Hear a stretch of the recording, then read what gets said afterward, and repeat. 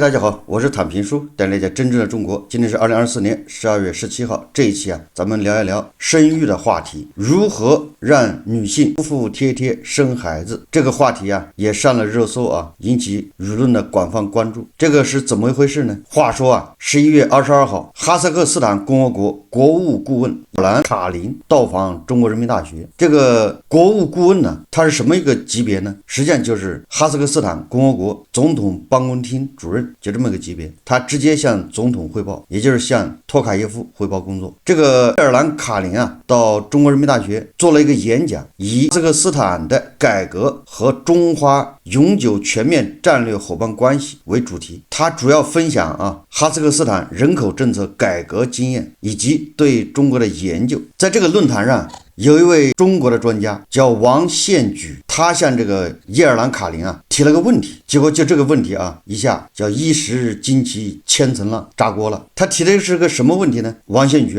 他现场说由于时间关系，我就想提一个问题。他说就是我这次在阿斯塔纳访问的时候，有一个使我很惊讶的现象，就是哈萨克斯坦的小孩很多，在街上、公共场所、商店到处都是小孩，家长怀里抱一个，手里面拉着一个，年纪大的几个小孩，2-3个孩子还在后面跟着，有的好一点是大人用小车推着。而且我听说现在哈萨克斯坦人口的平均年龄是32岁，非常年轻而且政府是采取了很有效的，就是鼓励生育，早生育，多生育，使得哈萨克斯坦的人口现在是将近2000万。但是国土面积是270万平方公里。然后这个王献举接着说所以要解决这个问题，但是他解决的很有效，非常的高效。他说我们国家现在女同志是不愿意结婚，不要小孩，家长也好，领导也好，你动员他，劝他，他不听。所以我就奇怪哈萨克斯坦是如何做到这一点。你们在政策上、措施上、优惠待遇等等方面，甚至我听说女大学生毕业以后就生孩子，一个一个的生，就是一个接一个的生生完一个再生一个，像老母鸡下蛋一样。他说他们怎么能够这么相信你们的话，老老实实服服帖帖的就这么生孩子，早生多生。谢谢你这个专家这个问题提的，也就是说你哈萨克斯坦有什么手段可以让这些女性这么听话，说让生就生。我们中国无论是领导还是家长还是亲戚，苦口婆心的劝这些女性就是不生孩子，怎么劝她都不生。这个王献举到底是什么人呢？他是学俄语专业出身的，一直担任新华社驻莫斯科记者，在俄罗斯工作和生活10余年。2016年5月以来，担任中国人民大学圣彼得堡国立大学俄罗斯研究中心副主任。这位王专家语惊四座关键是他这个提问，现场提问没有人觉得不妥。然后呢，这个主持人就是那个著名的人大重阳什么研究院的院长王文。这个王文是以头部黄额著称对吧？他扬言曾经要把海参崴打造成远东的香港，这就是他提出来的。不知道他当时提这个建议的时候是怀着怎样的一个心情这个王文作为主持人，他就接过话筒他说感谢王献举老师。然后他又追加了一句他说我可以冒昧的问一下顾问先生，也就是那个叶尔兰卡林，他说你有几个孩子吗？还准备再去生孩子吗？两个男专家对这个生孩子问题穷追不舍，穷追猛打。这个叶尔兰卡林说我有6个孩子，5个女儿1个儿子。这个王文表示致敬。然后这个叶尔兰卡林他说但是我都不是强迫的，不要强迫妇女去生孩子或者改变她，让她做自己不愿意做的事情。因为我有一个很好的朋友，他是他的家庭里面第一个成家的，不久之后这个家庭里面就有了第一个女儿。所以我的朋友我们一直在担心，因为哈萨克斯坦也有这样一个观念，就是男孩现在我们的兄弟亲友长辈都在生孩子，那我们怎样去养育孩子，养育女儿呢？他说这是一个问题。我们家里面传统是生男孩，没有教育和养育女孩的习惯，我就告诉他不要去给他做选择，不要替他选择，他会自己成长。这个叶尔兰卡林说他说第二，总的来说哈萨克斯坦的妇女是非常积极的，她们非常积极的参与社会生活的各个方面，也参与政治并保证人权。正是得益于妇女的积极分子，我们通过了非常重要的一项法律，就是涉及儿童安全和妇女权益的。这个法律经过很多年、很长时间的激烈的讨论，我们一直想通过这个法律，我们希望能够在2020年通过，但是最后没有通过，因为有一些社会的团体反对这样一个法律的通过，他们说不能够打破传统的社会一个观念，他们组织了一些反对的行动，并且阻止了这个法律的通过。这是2020年的事情。这个伊尔兰卡林说2年之后，哈萨克斯坦的妇女终于取得了胜利，这个问题又被提上日程，并且最终得到了通过。这个法律的确是非常有突破性和革命性的，它形成了一种新的机制来保护妇女的权益。我们还有一种关键的原则，我刚才不止一次的讲了公平的哈萨克斯坦。公平的哈萨克斯坦原则一个重要的标准之一，就是我们在2020年的宪法上规定了所有的财富是属于人民，只是受入政府管理，这是我们政府来规定的。那产生了一个问题，既然所有的财富属于人民，人民如何享用这些财富呢？对吧？就跟维维老师说的呢，维维老师说我们的大头在政府那儿，我们富有四海啊，山河日月都是我们的。当你没有钱的时候，当你按揭贷款要断供的时候，你多出去走一走看一看，大江大河都是你的。而美国人呢，没钱了那就真没钱了，大江大河都不是他的。这是维维老师观点啊。那个这个伊尔兰卡林他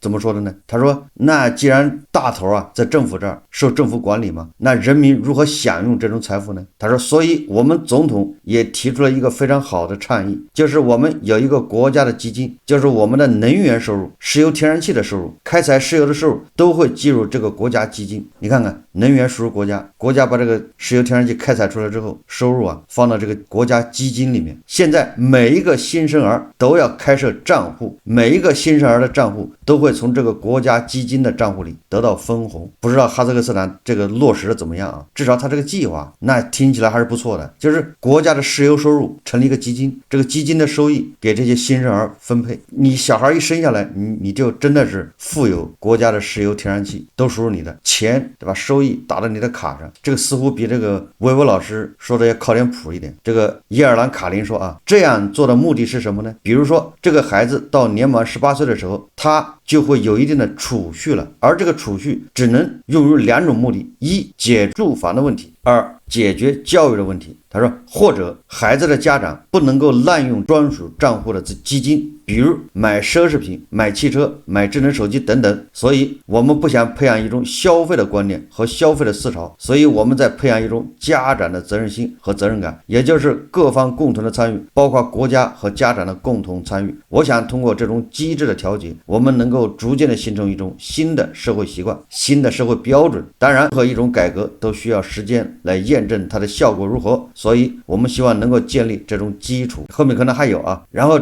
整个的问答环节，包括伊尔兰卡林的这个讲话，被这个人大中央研究院呢，他给整理了成了一个公众号的文章发上去了。结果这一发出去，引起了网友的热议。我想网友为什么热议，大家听完了之后心里也有数啊，已经有了答案。也就是说，在人口生育这个观念、人权这个领域，实话实说啊，我们居然还在哈萨克斯坦之后。就虽然我们经济是发展的叫第2大经济体，但是我们这人权的观念居然比哈萨克斯坦还要差一点。这篇文章啊，从这个或者专家提问，从这个主持人王文附和还追问，再到这个文章审核校订发出来，都没有一个人发现这个文章里面的问题。这说明什么呢？说明这些人已经根深蒂固的、理所当然的就认为这个事情就应该是这样。应该什么样呢？就是他没有现代的人权观念，他认为妇女就应该生孩子，不生就得催她生，把妇女生孩子当作一种工具，功利化。实际上这个啊，在我们很多专家、很多学者，甚至很多网友观念里面，尤其是年纪大一点的，根深蒂固的这种思想。你看啊，咱们总说经济不好，然后一个很重要的原因就是人口出生率下降，人口出生率下降导致未来养老金有缺口，导致未来这个房子过剩等等。那怎么办呢？那就增加人口，那就鼓励年轻人生孩子，鼓励年轻人结婚，对吧？有人提议这些客观上起到一些作用，但是主观动机他就已经走偏了，把生孩子当做一个调节的工具，完全没有想到说没有尊重，就是人家生孩子人的意愿。我为什么生孩子？生孩子就是为国家做贡献，是吗？所以这个陈旧的观念啊和现实的矛盾，年轻人不生孩子，不愿意生孩子，已经是观念发生变化。过去搞计划生育、搞结扎也是为国做贡献，不准生，对吧？一家只能生一个，生2个就要罚款。现在呢，玩命的催你生。大家有没有想到，他把把生孩子当做一个商品买卖，进行一个物质化的，是个功利性的。而你看这个整个的叶尔兰卡林他的讲话，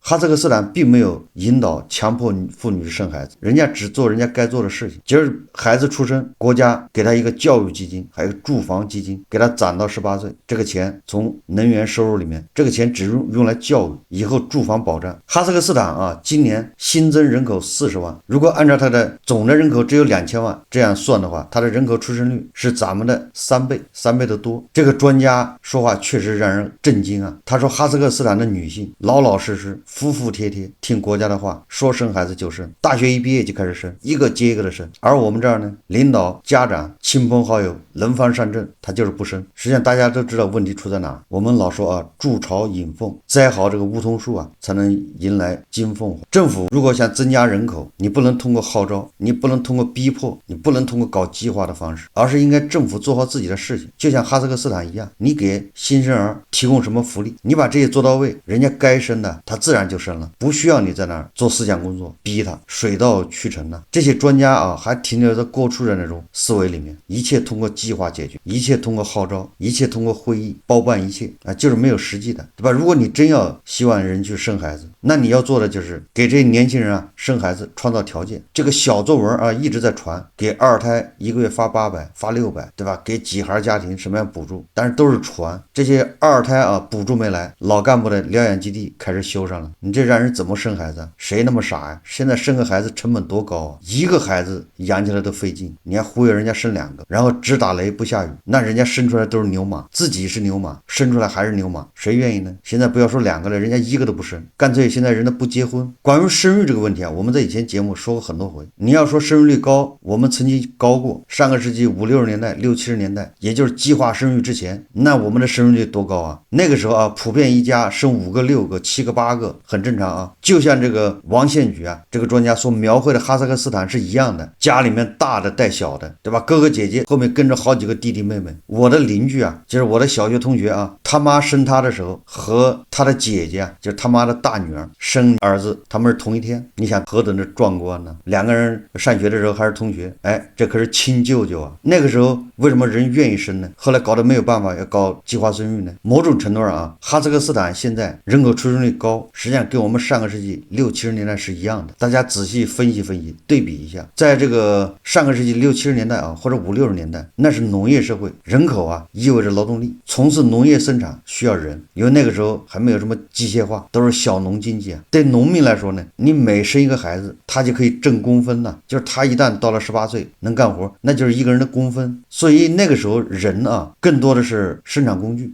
你只要生下来以后，确定性的按一个人给口粮，哎，就跟现在哈萨克斯坦是一样的，你只要生下来，国家基金里面就有他一份，这是确定的。后来这个搞这个土地承包到户啊，那也是按人口给你承包地啊，对吧？你们家人多，你家地就多，地多你的空间就大，地一多你更容易解决温饱。所以你看啊，很多福利它是跟人挂钩的，是人越多他给的越多。那现在你看啊，现在是反过来的，因为蛋糕只有那么大，人越多你越卷，人越多你越容易失业，人越多你上培训班，上这个什么课外辅导班，你交钱就越多，成本越来越高，收益越来越低，你工作岗位越来越少，你人还越多，你不是失业的更多吗？这种人跟福利直接挂钩的，人和福利正向关系啊，这种线性关系被打破了，这是一个方面啊。就现在出生率下降的原因多方面的，我说的这是一个方面。而哈萨克斯坦呢，它现在也是这个情况，它就业恐怕也不一定太高，但是你每生一个孩子，你的福利是正向的，所以他们生孩子没有什么压力，愿意生就生了。再加上哈萨克斯坦它现在经济发展水平大概其啊，跟我们上个世纪80年代差不多，就那个水平。实际上这么下去的话，哈萨克斯坦它过个10年20年，它也要搞计划生育，是一个道理啊。这就是我说的第二个问题，就是人口出生率啊，随着你的经济发展条件越好，人就倾向于少生孩子。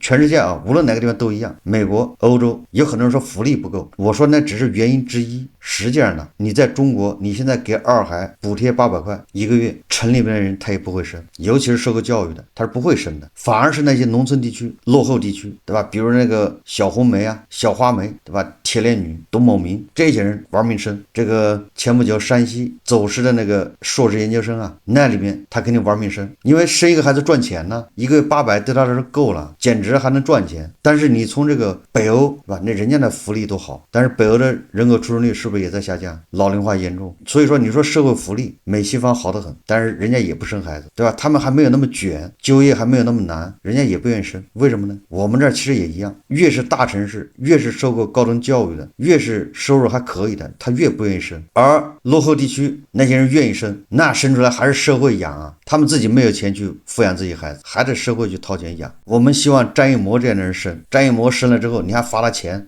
发了700万，完了之后孩子他自己养，养完了给社会做贡献。你说那个董某明一下生10几个孩子，你说怎么弄？最终还是政府得出手。说这个什么意思呢？就是说随着人的这个文化教育以及这个收入水平的提高，人都一样倾向于晚婚晚育，甚至少生，甚至不生，因为自己还没享受够呢，自己的生命啊，就那种有效生命啊，大好年华被拉长了。过去啊，为什么生孩子？因为你所有的一切都建立在孩子多的基础上，什么养老，孩子越多，养老越有保障，甚至连村里面啊，你们家人多，孩子多，你的势力都要大。城里面一样啊，对吧？城里面你3个4个孩子，反正国家给你解决工作，那他当然生啊，直到解决不了了，搞上山下乡，不就这意思吗？后面开始计划生育，因为你生了没办法给你解决工作，所以现在啊，不能本末倒置，不能为了经济，对吧？你忽悠人去生孩子，这样只能适得其反。让人悲哀的是，这个咱们已经是第2大经济体，改革开放40年了，这些所谓的专家居然脑子还停留在50年前，还在研究哈萨克斯坦。这就好比啊，这我举个例子不一定恰当，就是北京上海这些大城市的人呢，他向往西藏，向往那样的生活，不是一个道理吗？向往那种松弛感，那我们发展的意义在哪里呢？也就是说，这些专家你不到日本、韩国、美国、欧洲去取经，去汲取他们的经验教训，就是你们为什么人口出生率下降，福利这么好，经济这么发达，人为什么不生孩子？我们也要汲取经验教训。他跑去向这些落后的地方去学习，去向他们请教，那你不如向历史请教，对吧？你自己把教科书翻出来看看，上个世纪60、70年代为什么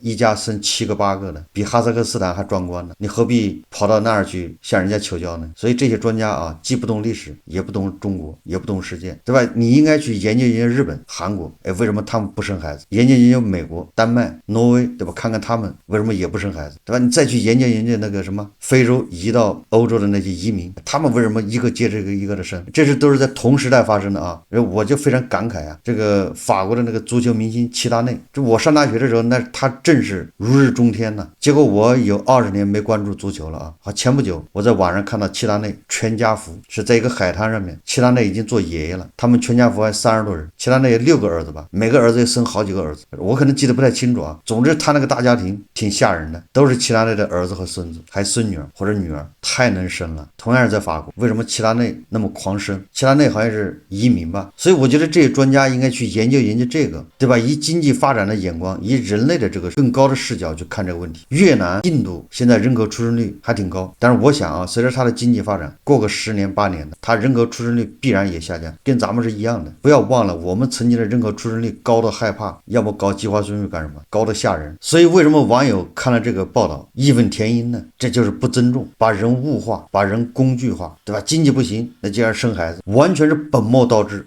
忘了发展经济是为了让人活得舒服，忘了发展经济是为了让人追求自我，实现自我价值、自我的目标。如果你要牺牲自我，放弃自我追求，去什么生孩子为社会做贡献，网上有个梗啊，这个说的很有意思。这个马跑得快，但是说耐力差，爆发力好。这个驴呢，爆发力差点，但是人耐力好，但是脾气差，驴脾气嘛。所以啊，这个马呀，这个驴啊，都不是好的打工人。所以这个人们啊，就研究出了骡马骡子，骡子不就是驴和马杂交的吗？这个骡子好，吃的少，油耗低啊，完了力气还大，耐力还好，结合了马和驴的优点。